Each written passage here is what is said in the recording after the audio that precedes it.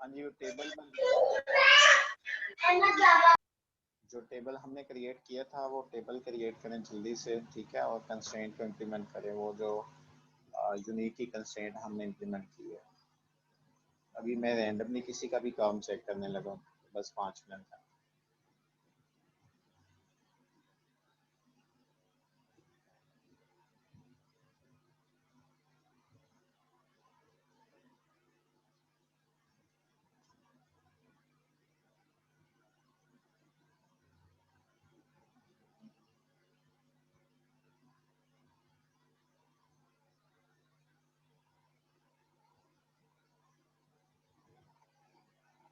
ये क्यूरी आपके सामने है, ठीक है, इसको देख लें और जल्दी से ये टेबल क्रिएट करें और उसके बाद इसमें डाटा इंसर्ट करें।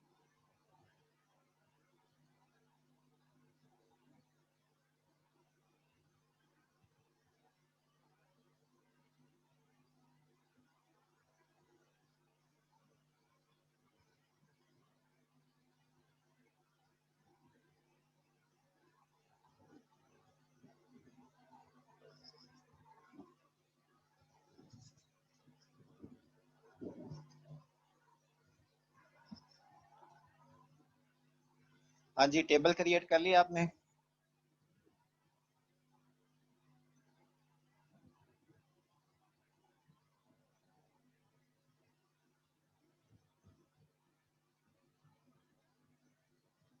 Yes, sir.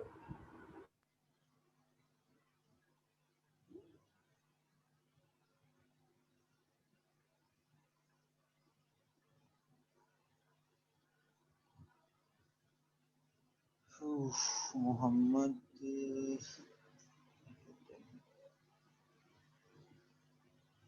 मोहम्मद इब्तिसाम 47। इब्तिसाम, आप अपनी स्क्रीन शेयर करो लैपटॉप की जरा।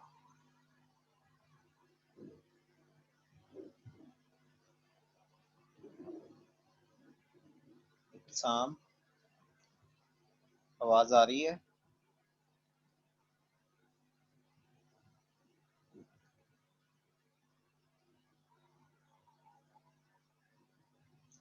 हमजा इंतजार है यहाँ पे?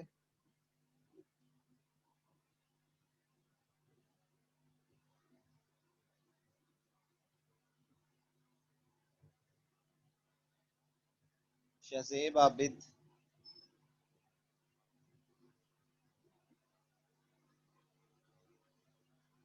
शहजेब आबिद। सही देख ले, सारे पकड़े गए हैं।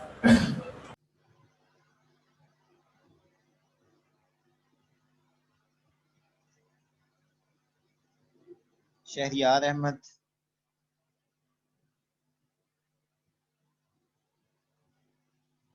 ये वो लोग हैं जिनकी क्लास पार्टिसिपेशन बिल्कुल जीरो है, बल्कि ये क्लास ले ही नहीं रहे होते।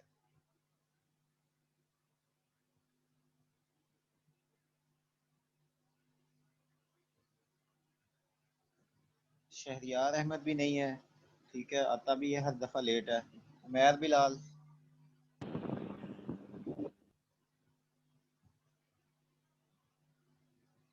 उमैर बिलाल,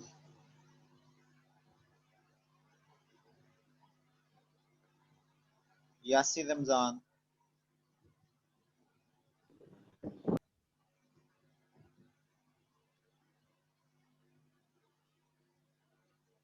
जिशान अहमद,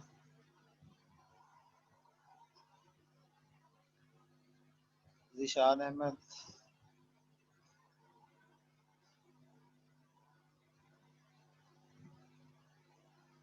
इंतज़ा अब्बास,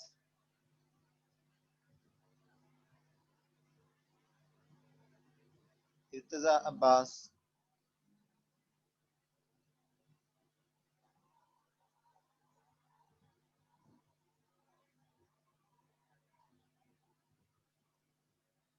अच्छा याद रखिएगा मेरी लैब में 25 या 30% मार्क्स जो होते हैं वो क्लास पार्टिसिपेशन के होते हैं, ठीक है। तो जो लोग नहीं कोई सर इनके रिस्पॉन्स, एब्सेंट मार्क्स कर सर इनके एब्सेंट मार्क्स करते हैं। क्या करूं? मैं कह रहा हूँ ये जो नहीं बोल रहे हैं इनके एब्सेंट लगा दें। मान रहा हूँ आपसे किसी ने राय नहीं पूछी। अच्छा जी, आमना ताहिर, आपने ये टेबल क्रिएट करके कंस्ट्रेंट क्रिएट कर लिया?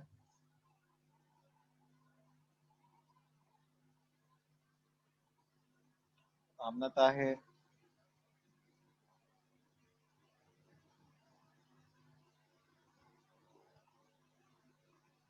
आमना ताहिर नहीं है? सर एक्सक्यूज मी, जी जी, सर अभी हम ये कौन सा सॉफ्टवेयर यूज़ कर रहे हैं? SQL server. सर मैंने विंडो द्वारा केस के पूछ रहा हूँ, सॉरी सर। सर एक क्यूरी है जी हाँ जी, वकार बोलो। सर, डेटा कैसे आपने क्या था इंसर्ट करने से अंदर? डाटा कैसे इंसर्ट करना? लास्ट टाइम हमने वो डाटा इंसर्ट किया तो था, वो आपने लेक्चर में थे नहीं, बाद में वीडियो भी अपलोड कर दी थी। वो सर वो स्टार्ट लेक्चर में तो था, लेकिन ना वो लाइट चली गई थी मेरी हाँ हाँ, लेक्चर कहाँ पढ़ा? लेक्चर में। तो वो लेक्चर आप लोगों के लिए मैंने यूट्यूब पे अपलोड कर दिया था, वहाँ से आप लोगों ने देखने की जहमत ही नहीं की। नहीं सर, अभी अभी देख लीजिए सर सर। चले अभी खैर, हाँ, अभी से यहाँ पे। अच्छा, किसी और ने, उसामा आपने कर लिया है डाटा इंसर्ट वगैरह, इसमें चेक किया है ये यूनिक कंस्ट्रेंट का क्या इफेक्ट यस सर। पड़ता है? जी सर, अगर उसमें नल डाल रहा हूँ तो फिर वो आगे कह रहा है इंसर्ट देन वैल्यू नल, अगर इसमें वैल्यू कोई और हो तो तभी होती है। हम्म, ठीक है। और आप इसमें यस सर, वैल्यू आप इसमें वैल्यू नल डालते हो तो क्या होता है? नल वैल्यू नहीं इसमें जा सकती क्योंकि हमने नॉट नल ऊपर स्पेसिफाई किया हुआ है ना इस नंबर। हाँ हाँ, ठीक है। अच्छा सही है। इसका मतलब है, मेरा ख्याल है इसके ऊपर दो कंस्ट्रेंट इस वक्त चल रही हैं इस एट्रीब्यूट के ऊपर, एक नॉट नल की और एक यूनिक की। Yes sir. तो वैसे यूनिक की कंस्ट्रेंट जस्ट यही कहती है कि उसमें एक नल आ सकता है, ऐसा ही होता है ना? यस सर, माइक्रोसॉफ्ट में एक आता है। हम्म,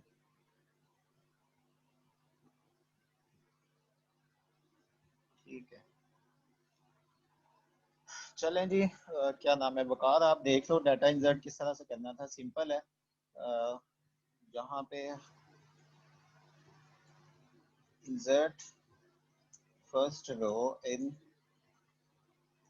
एम्प्लॉयड टेबल, ठीक है, हम फर्स्ट रो इंसर्ट करने लगे। तो इसकी क्या क्यूरी होती थी? इंसर्ट इनटू के बाद आपने टेबल का नाम बताना होता है एम्प्लॉय, ठीक है, और उसके बाद आपने यहाँ पे कॉलम्स बताने होते हैं, ठीक है, एट्रीब्यूट्स बताने होते हैं।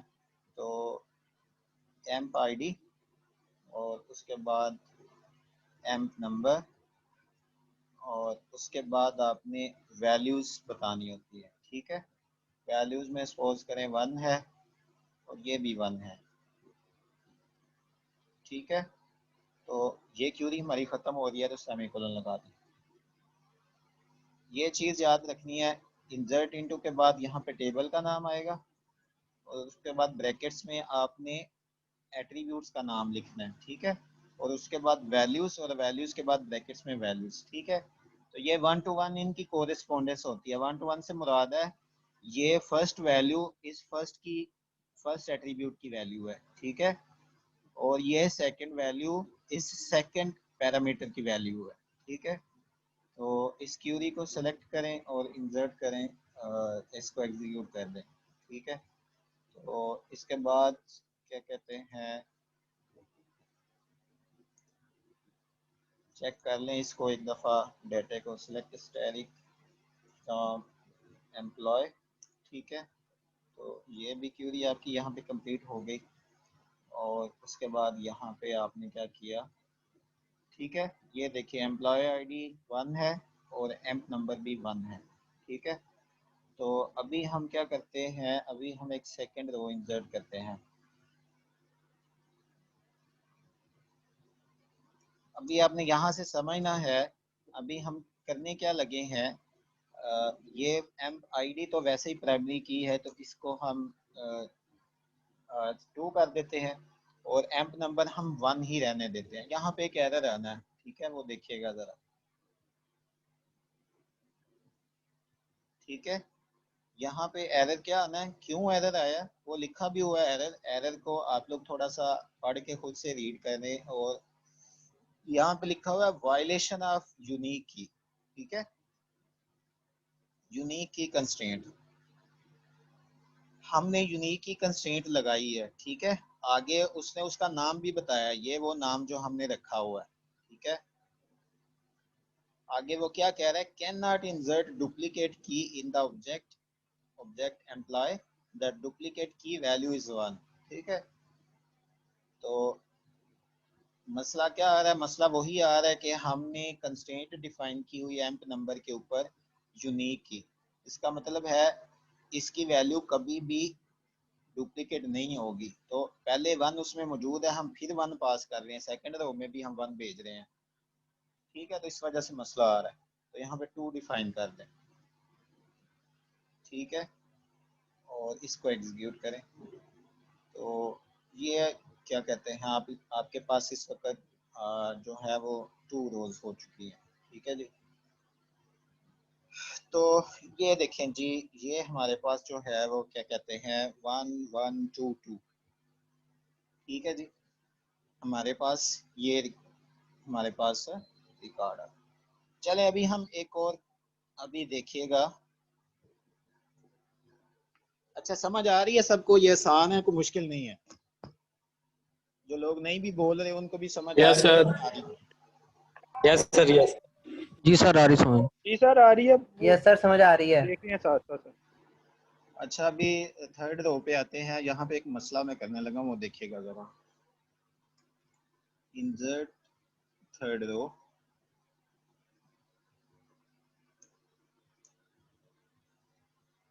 -2 भेजते हैं यहाँ पे,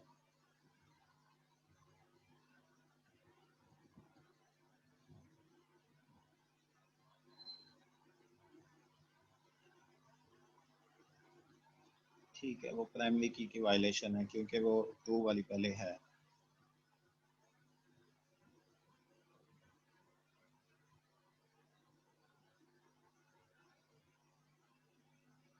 ठीक है जी, 1 रो अफेक्टेड, इसका मतलब है ये डाटा इंसर्ट हो चुका है, ठीक है। तो अभी हम वो सिलेक्ट करके चेक करते हैं।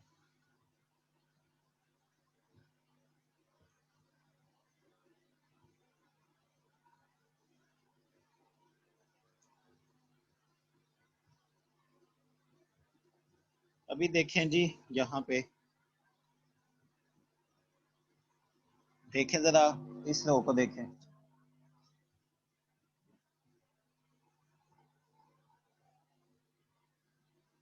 नजर आ रहा है सबको? Yes sir. ये -2 इंसर्ट हो गया डेटाबेस के अंदर। तो ये एक क्या कहते हैं, ये अच्छी चीज़ है। -2 माइनस में एक वैल्यू आपकी चली गई है। एम्प नंबर कभी माइनस में हो सकता है? मतलब इलॉजिकल चीज़ है। ये क्यों ऐसा हुआ है, क्योंकि इस कॉलम के ऊपर कोई भी कंस्ट्रेंट डिफाइन नहीं की हुई, ठीक है।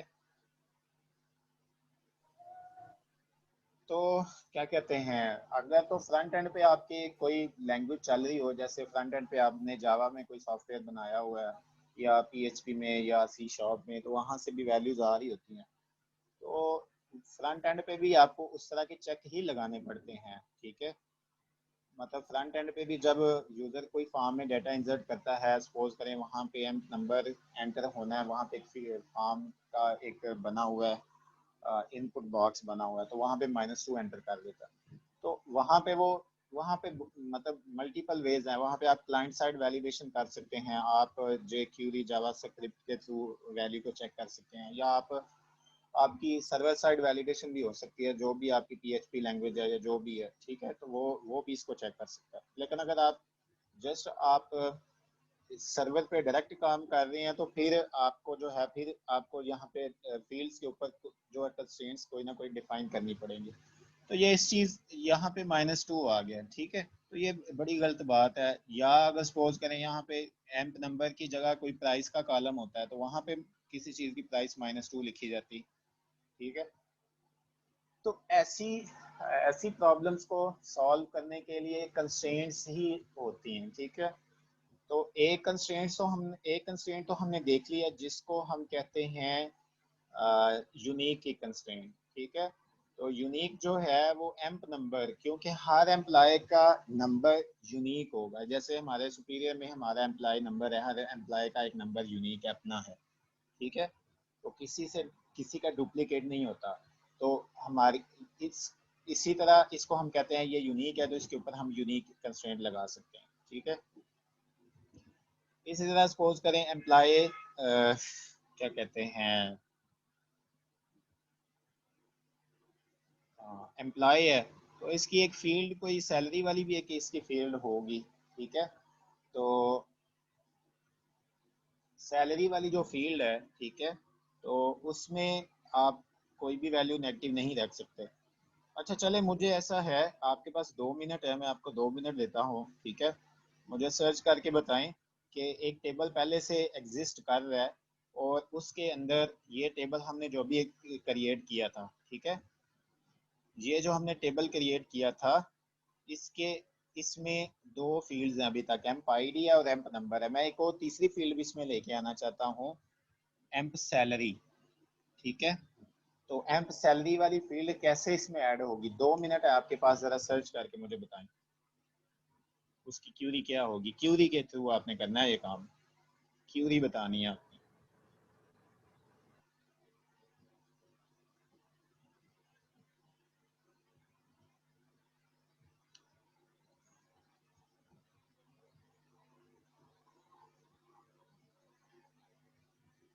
। 33 हो गए हैं, तो 2 मिनट बाद आपने ये बताना है मुझे। बताएं सर। जी जी, सर अल्टर टेबल की क्वेरी यूज़ करेंगे। कंप्लीट क्यूरी बताओ ना। अल्टर टेबल के आगे टेबल अंडरस्कोर नेम जो हमारा नेम है, और आगे ऐड कर देंगे कॉलम नेम और उसकी डाटा टाइप। अच्छा, यहाँ पे अल्टर टेबल एम्प्लॉय ऐसा ही है, एम्प्लॉय, यस, आगे ऐड, उसके एंड यहाँ पे जो हमारा नेम है वो सैलरी वाला, सैलरी और इसकी डाटा टाइप। इंट लिख दें बस। Yes, yes sir.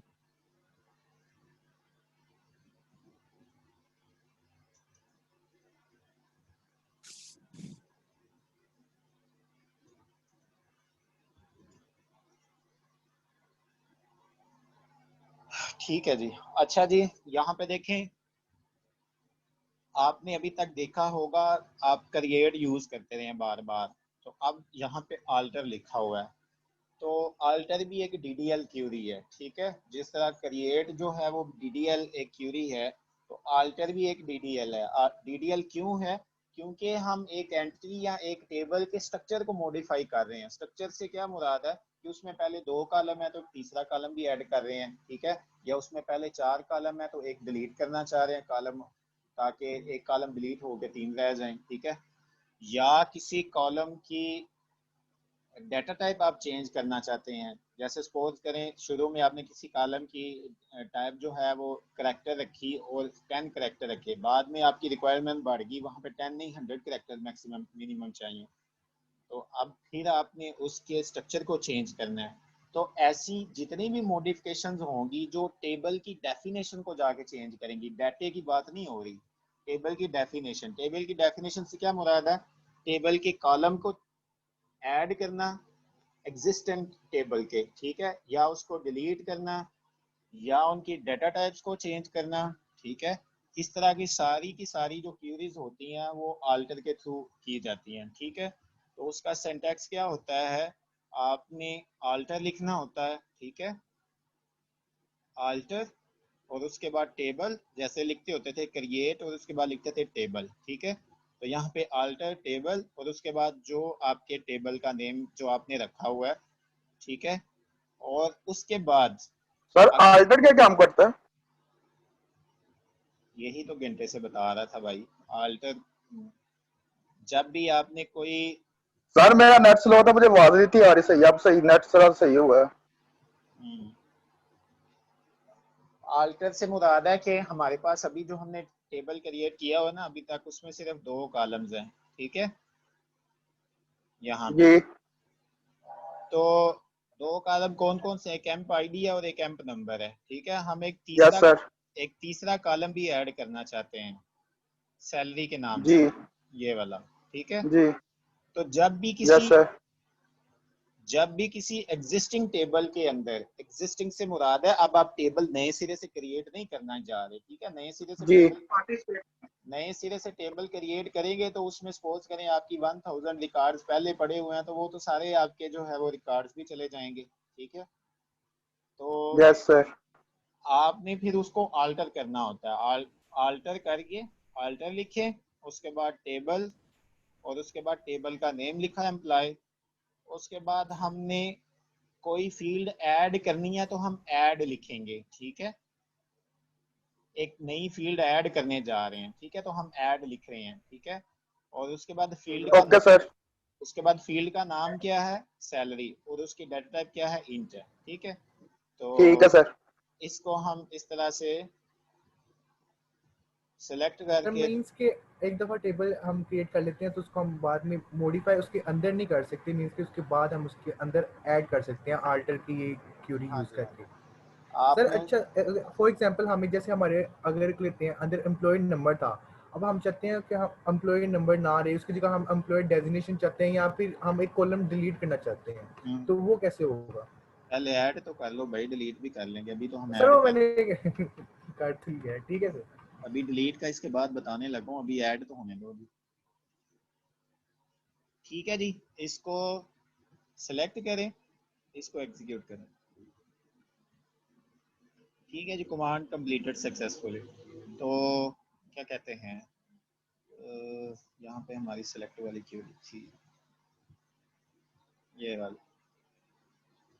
इसको एग्जीक्यूट करके देखें वो कॉलम आपका ऐड हुआ, ठीक है। ये देखें आपका कॉलम एक ऐड हो गया सैलरी वाला, सब में नल है, ठीक है, क्योंकि जब हमने इस कॉलम को ऐड किया तो हमने साथ में कोई भी कंस्ट्रेंट इंप्लीमेंट नहीं की, ठीक है, यहाँ पे, ठीक है जी। अगर अगर इसके साथ यहाँ पे मैं कोई कंस्ट्रेंट लिख देता नॉट नल की, सपोज करें, तो इससे क्या होना था?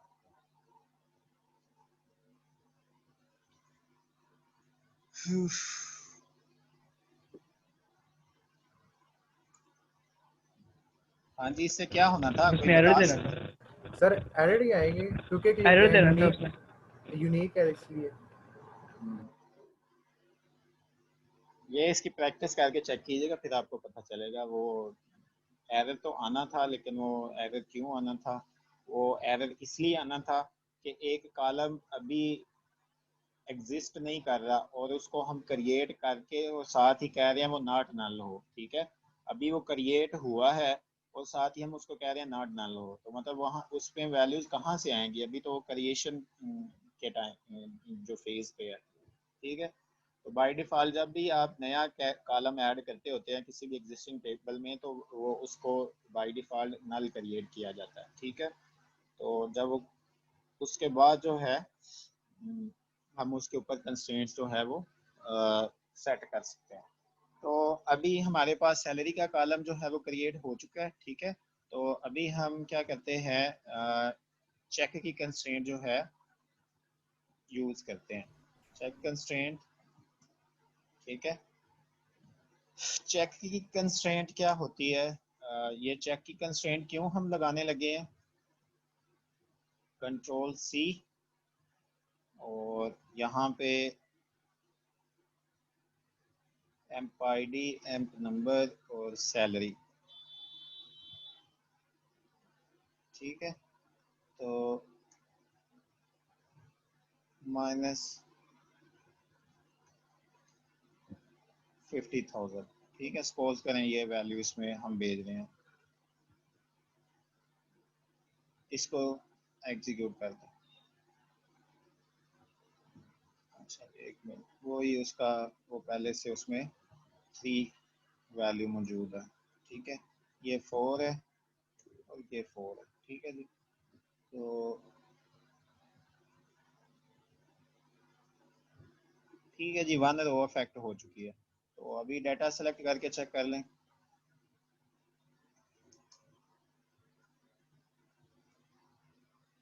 तो अभी आप देखें ये जो हमारे पास लास्ट रो इंसर्ट हुई है इसमें -50,000 आ रहा है, ठीक है। तो अब हम सैलरी को जो है वो क्या कहते हैं,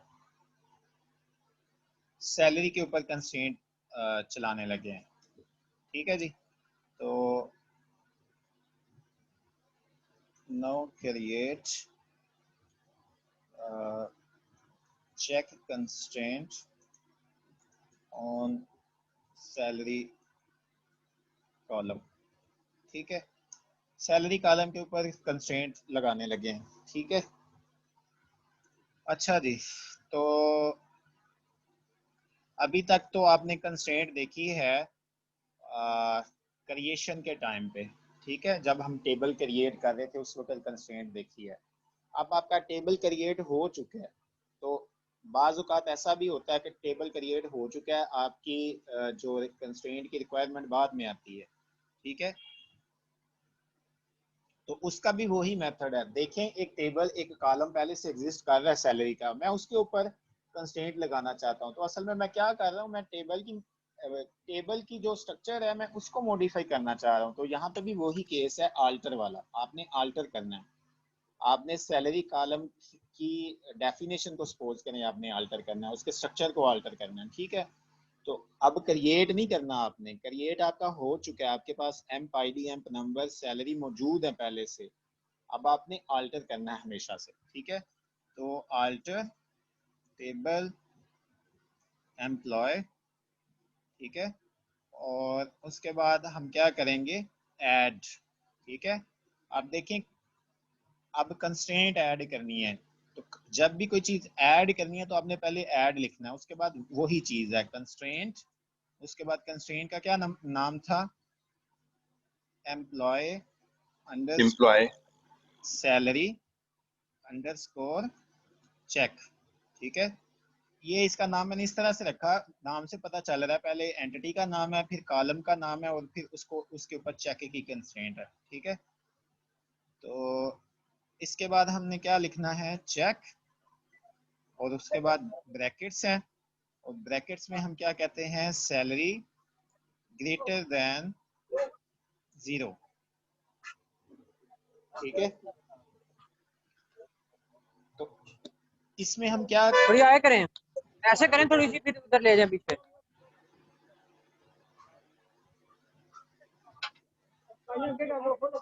ये ऐसा बंदा है जिसको पहले 1000 दफा मैंने बुलाया, अभी अगर गया तो देखें कर क्या रहा है। हर क्लास में लेट आता है ये शहरियार, ठीक है जी। तो अभी देखें हमने कंस्ट्रेंट डिफाइन कर लिया, इसमें किसी को कोई मसला है तो पूछ लें, कोई कोई यहाँ तक देखें वही चीज़ है, कंस्ट्रेंट, उसका नाम, उसके बाद कंस्ट्रेंट का नाम जो है चेक है, पहले यहाँ पे यूनिक थी अब चेक आ गई है, और उसके बाद ब्रैकेट्स के अंदर किस कॉलम को चेक करना है, सैलरी को, और सैलरी के ऊपर एक एक्सप्रेशन हमने डिफाइन कर दिया कि salary should be greater than 0। जब भी वो सैलरी एंटर करेगा तो वो चेक करेगा वो ग्रेटर देन 0 हो, तो मतलब वो पॉजिटिव में वैल्यू उसकी आएगी हमेशा, ठीक है। तो हम यहाँ पे रेंजेस भी डिफाइन कर सकते हैं, जैसे हम कह सकते हैं कि यहाँ पे रेंज जो है वो सैलरी जो है वो सपोज करें 10,000 से लेके 10 लाख तक जो है होनी चाहिए, तो वो रेंजेस भी डिफाइन कर सकते हैं। ठीक है, यहाँ तक कोई मसला तो नहीं है किसी को इस क्यूरी के अंदर कंस्ट्रेंट जो ऐड करने जा रहे हैं? किसी को भी समझ अगर नहीं आई तो पूछ लें अभी। नो सर, क्लियर है।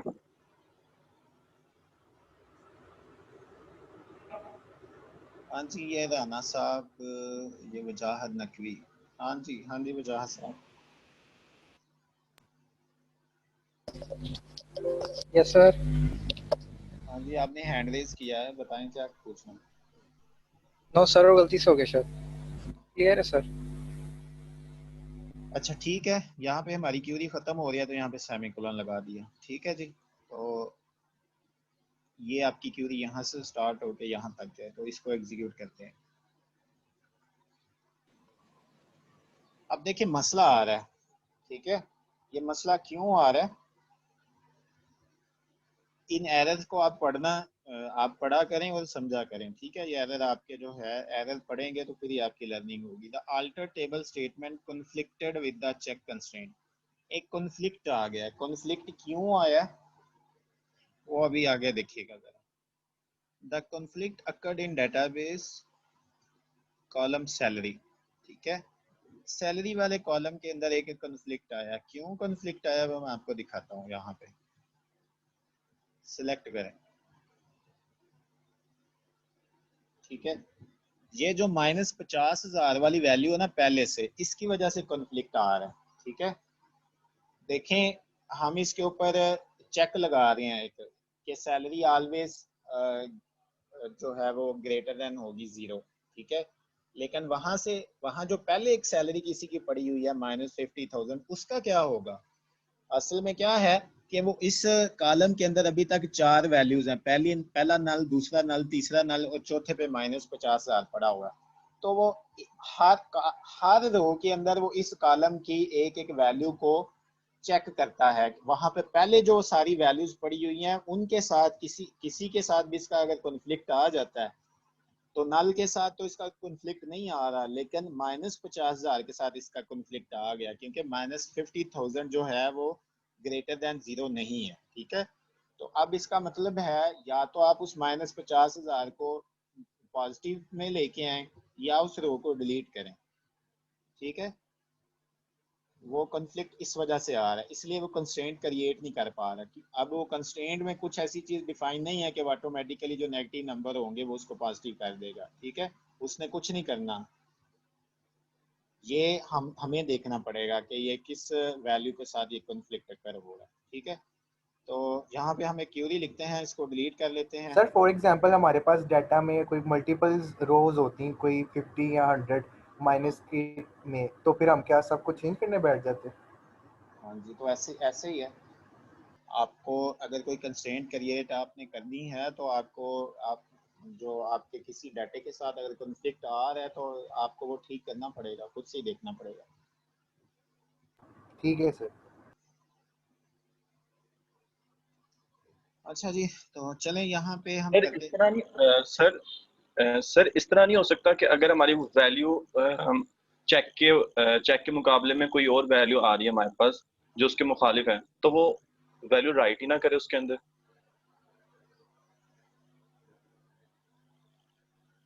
नहीं, मतलब ये जो अभी सैलरी क्या कहते हैं, ये जो अभी जो कंस्ट्रेंट हम डिफाइन करने जा रहे हैं ना, ये कंस्ट्रेंट तो अभी डिफाइन हुई ही नहीं है। लेकिन जब ये डिफाइन हो जाएगी तो उस वक्त ये वैल्यू जो है अपोजिट वैल्यू को आने नहीं देगा। लेकिन अभी जो पहली वैल्यूज पड़ी हुई हैं ये उनको भी तो चेक कर रहा है ना, क्योंकि ये जो कंस्ट्रेंट है ये तो पूरे कॉलम के ऊपर लग रही है। ये किसी खास सेल पे के ऊपर नहीं लग रही कि ऊपर वाले 3 सेल के ऊपर लगा दी और चौथे को स्किप कर दिया। ठीक है, तो ये अगर 50 रोज हैं तो 50 रोज के 50 उस कॉलम के 50 सेल के ऊपर ये एक कंस्ट्रेंट एक तरह से वर्क करेगी। तो अभी हम रो डिलीट करते हैं, डिलीट। एक्सक्यूज मी जी सर, अगर सैलरी लेस देन 0 होगी तो वो कुछ पॉइंट कुछ लिखेगा नहीं डेटाबेस में? अभी उसके ऊपर आते हैं। अभी लेस देन 0 वाली बात जो है वो अभी वो कंस्ट्रेंट क्रिएट नहीं हुई। अभी एक रो डिलीट करने लगे हैं। रो डिलीट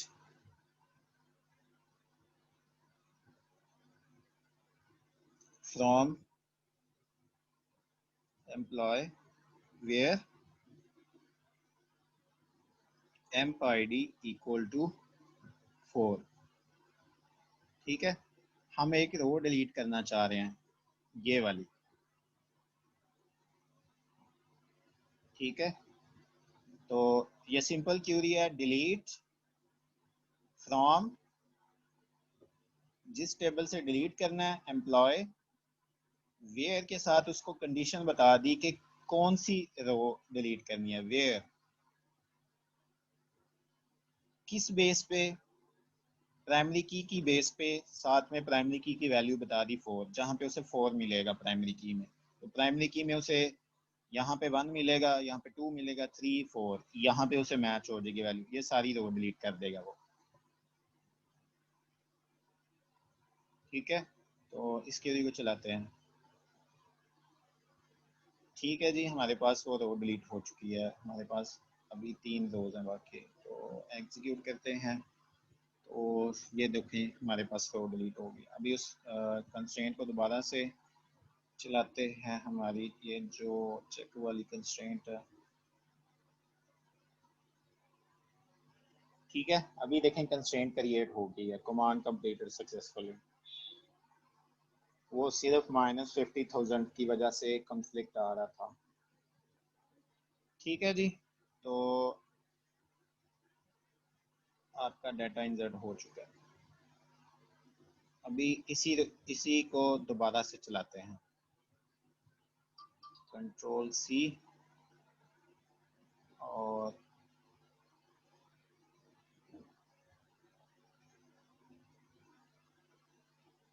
इसको दोबारा से -50,000 वाली वैल्यू को चलाते हैं। ठीक है, ये वही रो थी जो हमने डिलीट की थी पहले। अभी इसको दोबारा से एग्जीक्यूट करते हैं। ठीक है जी, वही मसला आ रहा है। The insert statement conflicted with the check constraint. ठीक है, द कॉन्फ्लिक्ट डेटाबेस का बता रहा है कॉलम सैलरी। कॉन्फ्लिक्ट क्या आ रहा है, क्योंकि हम -50,000 डेटा भेज रहे हैं, लेकिन इसे हमेशा पॉजिटिव वैल्यू चाहिए। ठीक है, तो माइनस ख़त्म करते हैं और इसको एग्जीक्यूट करते हैं। ठीक है जी, 1 रो अफेक्टेड आपके पास जो है वो एक रो अफेक्ट हो चुकी है। तो अभी इसको सिलेक्ट करके देख लें। ये देखें आपके पास जो है वो 50,000 आ गए। तो अब कभी भी यूज़र जो है वो इस रो में माइनस वाली वैल्यू नहीं इंसर्ट कर पाएगा। लेस देन 0 वैल्यू नहीं होगी इसके अंदर। ठीक है, ना ही 0 और ना ही लेस देन 0, क्योंकि हमने ग्रेटर देन 0 कहा हुआ है उस कंस्ट्रेंट के अंदर। तो ये हमारी कंस्ट्रेंट थी जिसको हमने बाद में ऐड किया। तो इसमें किसी को मसला है कोई तो पूछ लें। ठीक है,